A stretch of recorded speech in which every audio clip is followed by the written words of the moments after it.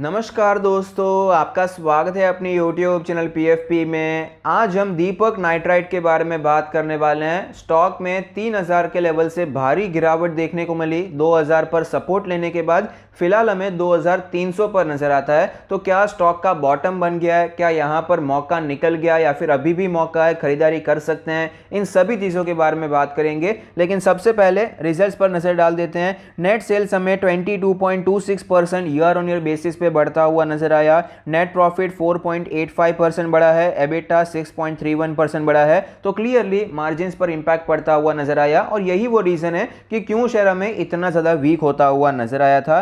Company के segment breakup के बारे में बात करें तो फेनोलिक से 66.6% का रेवेन्यू आता है, बेसिक केमिकल से 15.6%, परफॉर्मेंस प्रोडक्ट से 6.2%, फाइन एंड स्पेशलिटी केमिकल से 11.5% और अदर से 0.1% का रेवेन्यू आता है। ऑपरेटिंग प्रॉफिट ब्रेकअप के बारे में बात करें तो फेनोलिक से 62.4%, basic chemical 17.7%, fine and speciality chemical 17.1%, performance product से 2.6% और अदर से 0.2% का ऑपरेटिंग प्रॉफिट आता है। लोकेशन वाइज ब्रेकअप के बारे में बात करें, इंडिया पर फोकस है। 70.8% का रेवेन्यू इंडिया से ही आता है। यूरोप से 13.4%, एशिया 10.8% और यूएसए 4.4%। फंडामेंटल रेशियोज के बारे में बात करें, रिटर्न ऑन इक्विटी 33% से ज़्यादा है, जो कि अपने 5 ईयर एवरेज से कहीं ज़्यादा ऊपर नजर आता है। आरओसी 37% से ज़्यादा है, जो कि अपने 5 ईयर एवरेज से बहुत दूर, बहुत ऊपर नजर आता है।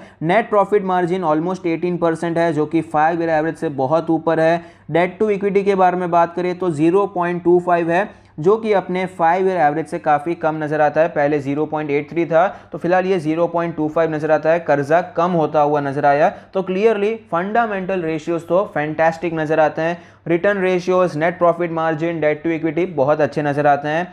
शेयर होल्डिंग पैटर्न के बारे में बात करें तो टोटल प्रमोटर होल्डिंग है 45.69%, जिसमें से कुछ प्लेज नहीं है। Mutual fund 7.6%, other domestic institution 3%, FIS के पास है 10.85% का स्टेक। रिटेल कैटेगरी में 32.85% का स्टेक दिखाई पड़ता है।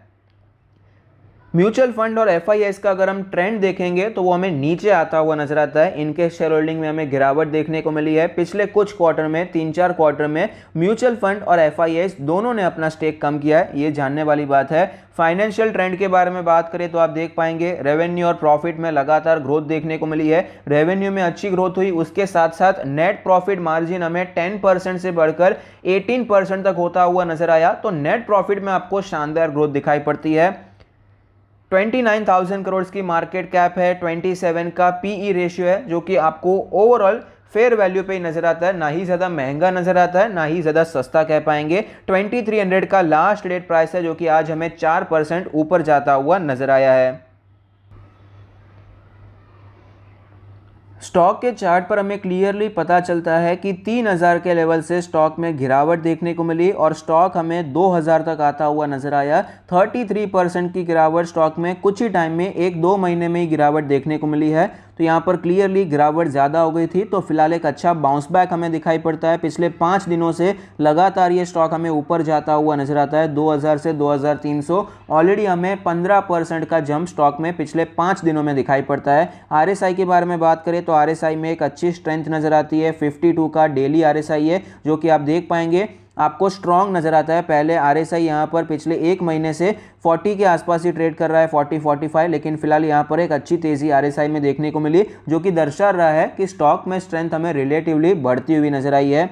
डेली चार्ट पर एक और चीज़ हमें नजर आती है, जो कि मैं आपको लाइन के द्वारा दिखाना चाहूँगा। यहाँ पर जो एक रेजिस्टेंस था, शॉर्ट टर्म का रेजिस्टेंस, ऑफकोर्स ये भी हमें आज की कैंडल के साथ टूटता हुआ नजर आता है। तो ये भी एक पॉजिटिव सिचुएशन नजर आती है। शॉर्ट टर्म का जो रेजिस्टेंस था, इसी लाइन पर बार बार स्टॉक आता था, वापस गिरावट देखने को मिलती थी। तो फिलहाल ये स्टॉक हमें इसके ऊपर जाता हुआ नजर आया। तो ये एक पॉजिटिव सिचुएशन है। वीकली चार्ट पर भी एक अच्छी पॉजिटिव सिचुएशन दिखाई पड़ती है, जो कि है इसकी कैंडल।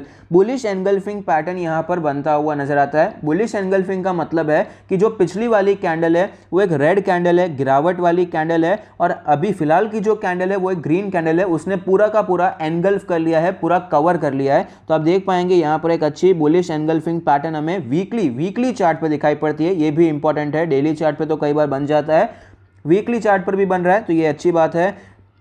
आरएसआई के बारे में बात करें तो वीकली आरएसआई आप देख पाएंगे यहाँ पर 54 के आसपास है, जो कि 48 के आसपास आकर हमें बाउंस बैक होता हुआ नजर आता है। तो स्टॉक में जो फ्रॉथ चल रहा था इसका आरएसआई आपको 83 84 पर नजर आता था, तो ये हमें कूल ऑफ होता हुआ नजर आया। स्टॉक में 33% की गिरावट जो देखने को मिली है।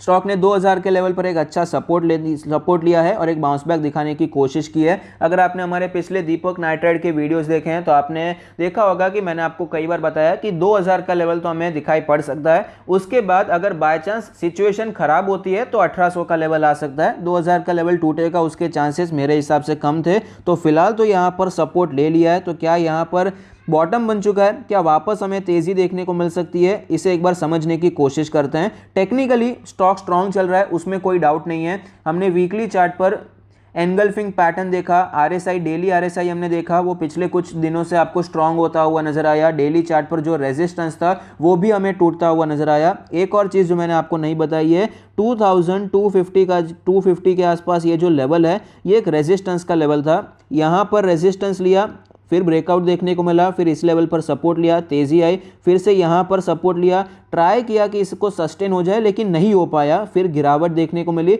और रिकवरी देखने को मिली। तो ये जो 2250 का लेवल मल्टीपल टाइम सपोर्ट की तरह काम कर रहा था, तो जब स्टॉक उसके नीचे चला जाता है तो टेक्निकली वो अब रेजिस्टेंस बन जाता है। तो इस कैंडल ने वो भी दिखा दिया कि इसके ऊपर निकल चुका है। तो यहाँ पर उसके ऊपर आपको ये क्लोज होता हुआ नजर आता है। ये जो सेल ऑफ वाली कैंडल है उसके ऊपर आपको ये स्टॉक जाता हुआ भी नजर आया। तो ये भी एक पॉजिटिव सिचुएशन हमें दिखाई पड़ती है। तो क्या ये बॉटम बन गया है? तो चांसेस तो नजर आते हैं कि बॉटम बन गया, लेकिन थोड़ी जल्दबाजी है। इतना जल्दी हमें यहाँ पर डिसाइड नहीं करना चाहिए क्योंकि अभी तक 50 डेज का मूविंग एवरेज नहीं तोड़ पाया है स्टॉक। इसके ऊपर अगर ये सस्टेन हो जाता है, अगर ये स्टॉक हमें 2400 के ऊपर, ये जो लेवल है इसके ऊपर सस्टेन होता हुआ नजर आता है, तो हम ये मान सकते हैं कि स्टॉक का बॉटम बन चुका है और 2000 का लेवल अब नहीं टूटेगा। अब भी मेरा यही मानना है कि अगर बाय चांस स्टॉक नीचे आता भी है तो भी 2000 का लेवल नहीं टूटना चाहिए। अगर आप करंट मार्केट प्राइस पे भी खरीदारी करते हैं तो कंपनी अच्छी है। लो लेवल से भले ये 15% बढ़ चुका है, लेकिन ऊपर के लेवल से आप देखेंगे तो अभी भी आपको ये 20% नीचे ही नजर आता है।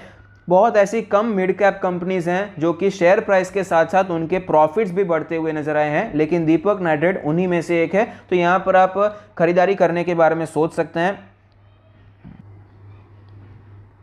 दो सिनेरियो की स्ट्रैटेजीज मैं आपको देने वाला हूं। सबसे पहला सिनेरियो ये है कि ये स्टॉक सस्टेन हो जाता है और 2400 के ऊपर निकल जाता है, स्टॉक में सस्टेनेबिलिटी दिखाई पड़ती है, 2400 के ऊपर ये सस्टेन हो जाता है, तो वहां पर आप खरीदारी करने के बारे में सोच सकते हैं। और बाय चांस ये सस्टेन नहीं होता और कल से वापस गिरावट देखने को मिलती है, उसके भी चांसेस हैं, उसको हम डिनाई नहीं कर सकते। तो अगर बाय चांस फिर से गिरावट देखने को मिलते हैं तो ये वापस स्टॉक आपको 2100 के आसपास मिल सकता है। तो 2100 पे 2000 से करके 2100 पे आप एक्यूमुलेशन करने के बारे में सोच सकते हैं। ये लेवल्स पर आप ध्यान रख सकते हैं। दो सिनेरियो मैंने आपको ऑलरेडी बता दिए। अगर ये अपर साइड पे सस्टेन होता है तो 2400 के ऊपर ही खरीदना चाहिए। अगर ये नीचे आ जाता है तो 2000 से करके 2100 के लेवल पर आप खरीदारी करने के बारे में सोच सकते हैं। आपका क्या व्यू है मुझे कमेंट बॉक्स में जरूर बताइए। Thank you, stay happy, happy investing.